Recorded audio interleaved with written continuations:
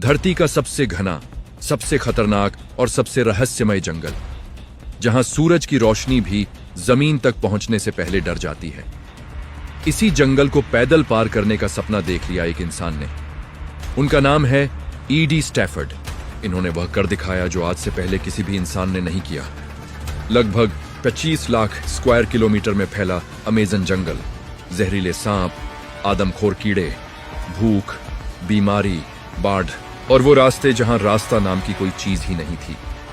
बिना किसी हेलीकॉप्टर, बिना किसी टीम सपोर्ट और बिना आधुनिक सुविधाओं के ईडी स्टैफर्ड ने इस पूरे जंगल को पैदल पार करने की ठान ली। लेकिन जरा रुकिए, क्या यह सफर इतना आसान था?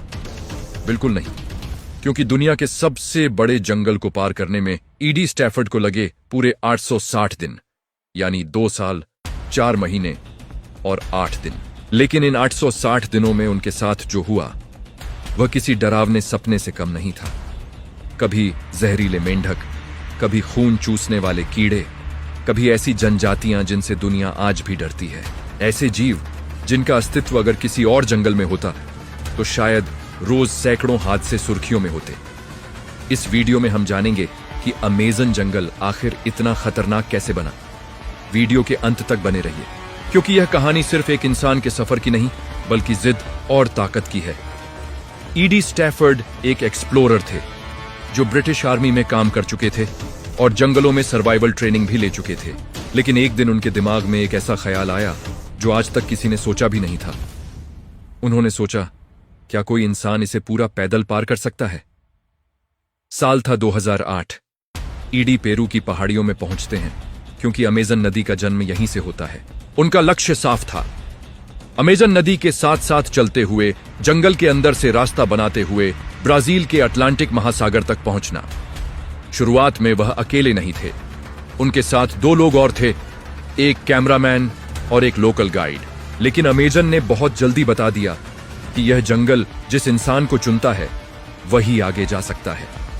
इस जंगल के घने होने के कारण सूरज की रोशनी जमीन तक पहुंचती ही नहीं थी। कीड़े, सांप और जानलेवा मच्छर इनका पीछा करते थे। कुछ ही दिनों में कैमरामैन और लोकल गाइड बीमार पड़ जाते हैं और वह लौट आते हैं। अब ईडी पूरी तरह अकेले थे। उनके पास एक सोलर प्लेट था जिससे वे सैटेलाइट फोन को चार्ज करते थे। लेकिन इस जंगल में धूप महीनों तक कहीं कहीं दिखाई देती थी। यहां की बारिश सजा थी। कई कई दिन लगातार पानी बरसने की वजह से जमीन दलदल बन जाती थी। कई बार उन्हें अपने बैग को रस्सी से बांधकर तेज बहती नदी तैरकर पार करनी पड़ती थी, जहां पिराना और मगरमच्छ रहते थे। पैरों में फोड़े हो गए थे, चमड़ी गलने लगी थी। लेकिन ईडी जानते थे कि रुकना मतलब मरना। 860 दिनों के बाद ईडी ब्राजील के तट पर अटलांटिक महासागर को देखते हुए मुस्कुराते हैं। यह जीत थी जिद और ताकत की। अमेज़न का विशाल और रहस्यमयी जंगल, जहां हर कदम पर मौत और रोमांच का सामना होता है। एड स्टैफोर्ड एक साहसी खोजी जो इस घने जंगल को पैदल पार करने का संकल्प लेकर निकला था। लेकिन यह यात्रा आसान नहीं थी। स्थानीय जनजातियों की चेतावनी भरी आंखें हर पल उनका पीछा कर रही थीं। इसी कठिन समय में उनकी मुलाकात गार्डियल सांचेज रिवेरा से हुई, जो जंगल के चप्पे चप्पे से वाकिफ थे। दोनों ने मिलकर प्रकृति के सबसे क्रूर स्वरूप का सामना किया, जहां एड की शारीरिक शक्ति जवाब देने लगी थी। आइए जानते हैं कि इस महान जंगल का जन्म कैसे हुआ। करोड़ों साल पहले दक्षिण अमेरिका एक सूखा मैदान था। फिर टेक्टोनिक प्लेटों के टकराने से एंडीज पर्वतों का जन्म हुआ, जिसने इस महाद्वीप का नक्शा बदल दिया। पहाड़ों से टकराते बादलों ने भारी बारिश की, जिससे मरानोन और ऊंचायाली जैसी नदियां आपस में मिल गईं। इन नदियों के संगम से दुनिया की सबसे विशाल अमेज़न नदी का जन्म हुआ, जो जीवन का आधार बनी। यहां एक अद्भुत चक्र चलता है। पेड़ नमी छोड़ते हैं और वही नमी फिर से बारिश बनकर बरसती है। 1100 से अधिक सहायक नदियों का यह जाल इस जंगल को दुनिया का फेफड़ा बनाता है। परंतु इस सुंदरता के पीछे गहरे खतरे छिपे हैं। घने पेड़ों के कारण यहां दोपहर में भी रात जैसा अंधेरा रहता है। जहरीले सांप पत्तों के नीचे छिपे रहते हैं, जो पलक झपकते ही अपने शिकार पर हमला कर सकते हैं।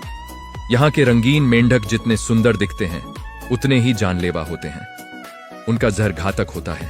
और फिर है बुलेट एंट, जिसका डंक किसी गोली की तरह दर्दनाक होता है, जो घंटों तक तड़पा सकता है। स्थानीय जनजातियां इस चींटी का उपयोग मर्दानगी की कठिन परीक्षा के लिए करती हैं, जो बेहद साहसी काम है। एड और गार्डियल ने इन सभी मुश्किलों को झेला। भूख, बीमारी और थकान के बावजूद वे नहीं रुके।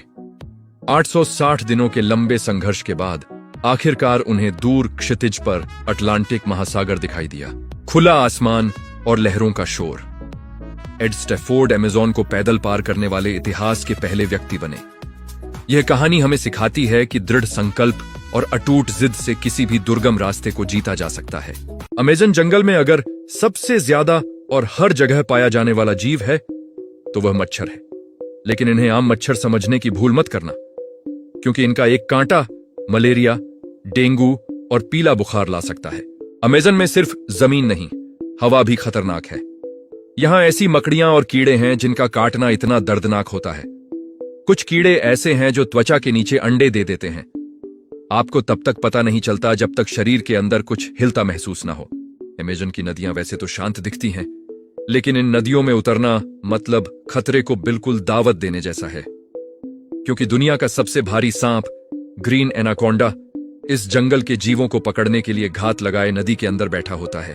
इसका शरीर इतना मोटा और भारी होता है कि एक बार लिपट गया तो निकलने का मौका नहीं मिलता। ग्रीन एनाकोंडा का शिकार आमतौर पर हिरण, सूअर, मगरमच्छ और बड़े जानवर होते हैं, लेकिन इंसान इसके लिए बहुत बड़ा नहीं है। अमेज़न में उत्तर दक्षिण समझ में नहीं आता। पेड़ एक जैसे, जमीन एक जैसी, आसमान दिखता नहीं। दिन में जो जंगल शांत लगता है, रात में वही जंगल जिंदा हो उठता है। हर दिशा से डरावनी आवाजें आती हैं। नींद यहां दुश्मन है, क्योंकि सोते समय आप सबसे कमजोर होते हैं।